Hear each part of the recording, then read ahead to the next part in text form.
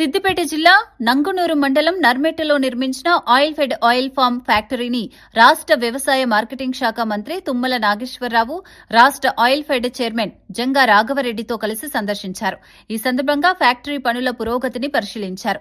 మంత్రి తుమ్మల నాగేశ్వరరావు మాట్లాడుతూ, ఈ నెల చివరిలో గాని లేదా వచ్చే నెల మొదటి వారంలో గాని రాష్ట్ర ముఖ్యమంత్రి చేతుల మీదుగా ఆయిల్ ఫామ్ ఫ్యాక్టరీని ప్రారంభించేందుకు చర్యలు తీసుకుంటున్నామని చెప్పారు.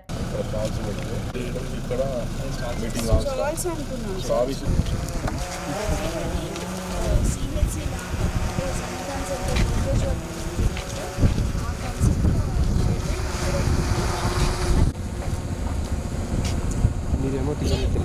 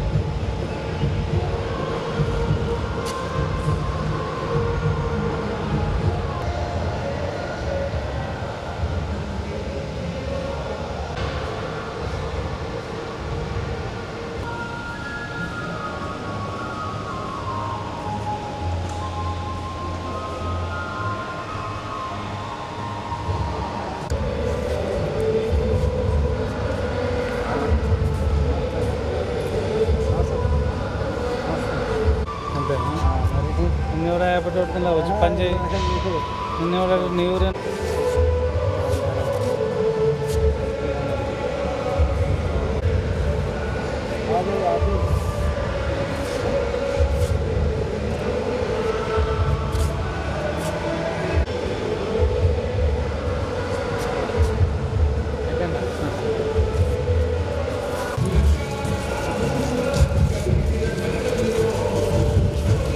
ఈ ఫ్యాక్టరీ మంత్రి అయిన మొదటి రోజునే సంతకం పెట్టాను శాంక్షనింగ్కి. దాని తర్వాత దీని నిర్మాణం అనుకున్న సమయంలో పూర్తి కావాలని, ఎందుకంటే ఈ ప్రాంతంలో వేసినటువంటి తోటలో ఆ రోజుకి పంట వచ్చేసరికి ఫ్యాక్టరీ రెడీగా ఉండకపోతే రైతుల్లో అనుమానాలు రేకెత్తిస్తాయి. మనం ఈ పంటను ఎక్కడ అమ్ముకోవాలా, ఎట్లా అమ్ముకోవాలా, ఏంటి అనేటటువంటి అపోహలు ఉండొద్దు అని చెప్పి అడ్వాన్స్గానే మొదలుపెట్టి వితిన్ 1.5 ఇయర్లోనే నిర్మాణం పూర్తి చేసుకున్నాం. త్వరలోనే ముఖ్యమంత్రి గారితో ప్రారంభోత్సవం చేయాలనేది ఆయిల్ ఫెడ్ యొక్క ఆకాంక్ష. అందుకని యొక్క కార్యక్రమం యొక్క వివరాలు తెలుసుకొని ఫ్యాక్టరీ యొక్క స్థితిగతులు అన్నీ రెడీగా ఉంటే ముఖ్యమంత్రి గారిని డేట్ తీసుకొని వచ్చే నెలలో కానీ ఈ నెలలో కానీ, ఎందుకంటే సీజన్ మీకు ఏప్రిల్లో ఉంటుంది. ఏప్రిల్లో సీజన్ ముందు కాకముందే మనం ఈ ఫ్యాక్టరీని ఓపెన్ చేసుకొని తెలంగాణలో ఉన్న అన్ని జిల్లాల్లో ఇప్పుడు వేసిన పంటకు సరిపోని ఈ ఫ్యాక్టరీ ఉంది. అంటే మీరు ఇంకా కొన్ని లక్షల ఎకరాలు వేసినా కూడా దీన్ని ఎక్స్పాండ్ చేసుకుంటూ 120 మెట్రిక్ టన్స్ వరకు తీసుకెళ్ళవచ్చు. కాబట్టి తెలంగాణలో వేసినటువంటి ప్రైవేట్ కంపెనీలో ఉన్న ఫ్రూట్ను కూడా ఈ యొక్క ఫ్యాక్టరీయే అబ్జర్వ్ చేసుకుంటుంది. అందుకని మంచి టెక్నాలజీ తోటి ఓఈఆర్ ఎక్కువ వచ్చేటట్టుగా, పర్సంటేజ్ ఎక్కువ వస్తే రేట్ ఎక్కువ వస్తుంది, రేట్ ఎక్కువ వస్తే రైతు బలపడతాడు. అందుకని నేను మంత్రి అయ్యే రోజు 12,000 చిల్లర ఉంది దీని ధర టన్ను. ఈరోజు 20,456 అయింది. ఆయిల్ ఫెడ్ అధికారులు కృషితోటి ఓఈఆర్ పెంచడం ద్వారా లేటెస్ట్ టెక్నాలజీని వాడి ఖమ్మం జిల్లాలో ఏర్పాటు చేసిన ఫ్యాక్టరీ యొక్క ఓఈఆర్ పర్సెంటేజే ఇప్పుడు భారతదేశం మొత్తానికి వర్తిస్తుంది. మన ధర ఎంత ఉంటే పక్క రాష్ట్రాల్లో కేరళ కానీ, కర్ణాటక, ఏపీ కానీ, దక్షిణ భారతదేశంలో ఉన్న రాష్ట్రాలన్నిటికీ మన ధరే వర్తించేటట్టుగా ఈరోజు ఆయిల్ ఫెడ్ ముందుకెళ్తా ఉంది. దీన్ని ఇంకా పెంచుకుంటూ పోవాలి. కేంద్ర ప్రభుత్వం పూర్తి స్థాయిలో సహకరించకపోయినా ఎందుకంటే దీంట్లో ఇంపోర్ట్ డ్యూటీ ఉండేది ఇంతకుముందు. ఇతర దేశాల నుంచి క్రూడ్ ఆయిల్ మనం ఇంపోర్ట్ చేసుకుంటే 44% ఇంపోర్ట్ డ్యూటీ వేసేవాళ్ళు. కానీ కేంద్ర ప్రభుత్వం దాన్ని జీరో చేయటం, దానివల్ల ఇతర దేశాల్లో నుంచి వచ్చేదానికి వల్ల మన రేటు పడిపోవటం జరిగింది. మేము ఒత్తిడి తీసుకొస్తున్నాం రాష్ట్ర ప్రభుత్వాల పక్షాన. కేంద్రం ఇప్పటికి 25% నుంచి మళ్ళీ 16% తగ్గించింది. మేము దాన్ని మళ్ళీ 44% చేస్తే రైతుకి 25,000 రూపాయలు కూడా ఈ రోజున వచ్చే అవకాశం ఉంది. అందుకని కేంద్ర ప్రభుత్వం మీద నిరంతరం ఒత్తిడి తీసుకొస్తున్నాం. ఇంపోర్ట్స్ మీద డ్యూటీ పెంచమని చెప్పి, పెంచమని అక్కర్లా, పాతగా ఉన్నటువంటి దాని విత్తనాలను తీసుకురామని చెప్తున్నాం. అదే నర్సరీలోనే ఆ వ్యాధి రాకుండా నిరోధించేటటువంటి ప్రక్రియను ప్రారంభించమని చెప్తున్నాం. ఆ పక్క దేశాల్లో కూడా దానికి ఇంతవరకు కనిపెట్టలేకపోయారు. మనవాళ్ళు దాన్ని కొంచెం ట్రై చేయమని చెప్పి వాళ్ళకందరికీ విజ్ఞప్తి చేయడం జరిగింది. కాబట్టి ఈ యొక్క ఆయిల్ పామ్ పంట స్థిరంగా రైతులు నిలబెట్టేదానికి ఉపయోగపడుతుందని చెప్పి మన రైతులు వాళ్ళ యొక్క మాటల్లోనే చెప్పారు. అంటే మొదటి సంవత్సరం మొదటి పంట కాలంలోనే వాళ్ళకి అంత సంతృప్తి ఉందంటే మీకు 7-8 సంవత్సరాల తర్వాత దానికి పూర్తి స్థాయి పంట దిగుబడి ఇచ్చే శక్తి వస్తుంది. అప్పుడు మీకు 12 నుంచి 15 టన్నులు పండించే రైతులు కూడా ఉన్నారు. మా దగ్గర అయితే 10 ఎకరాలు 20 ఎకరాలు వేసిన వాళ్ళు 16-17 టన్నులు కూడా పండిస్తున్నారు.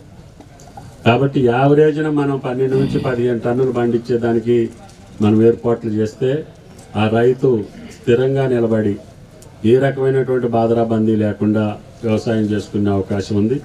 ప్రకృతి వైపరీత్యాల నుంచి కాపాడుకోవచ్చు. తుఫాన్లు ఏమి చేయలేవు, కరువు కాటకాలు ఏమి చేయలేవు, దీనికి రాళ్ల వర్షం వల్ల ఇబ్బంది లేదు. ఏ రకమైనటువంటిది ఇప్పుడు చెప్పినటువంటి కోతుల వల్ల కానీ వీటి వల్ల కూడా పంట నష్టం జరగకుండా ఉండే అవకాశం ఉంది. కాబట్టి రైతు నోటికి వచ్చిన తర్వాత మనం పంట నష్టపోతే ఆ రైతు జీవితం ఎంత దుర్భరం అవుతుందో మీరు చూస్తున్నారు. పోయినసారి కోతలప్పుడు వేసవికాలంలో రాళ్ల వర్షం కురిసి ధాన్యం అంతా రాలిపోయింది, రైతులందరూ ఇబ్బంది పడ్డారు. అదే రకంగా ఏ పంటకైనా కూడా ఉండే కష్టాలు ఈ పంటకు తక్కువ ఉన్నాయి. కాబట్టి దయచేసి తెలంగాణ రైతాంగం దీన్ని మీరు ఆస్వాదించాలి, ఆశీర్వదించాలి. మీకున్న పొలాల్లో చైర్మన్ గారు వేసినట్లుగా, ఇందాక మా సింగరేణి ఎంప్లాయీ రెడ్డి గారు వేసినట్లుగా ఆయనకున్న భూమి మొత్తాన్ని కూడా ఈ పంటలు వేసుకునే దానికి అవకాశం ఉంది. ఈ పంటలే కాదు, ఇంకా చాలా పంటలు హార్టికల్చర్లో చేసుకుంటే తెలంగాణకి మేలైనటువంటి అవకాశాలు వస్తాయి.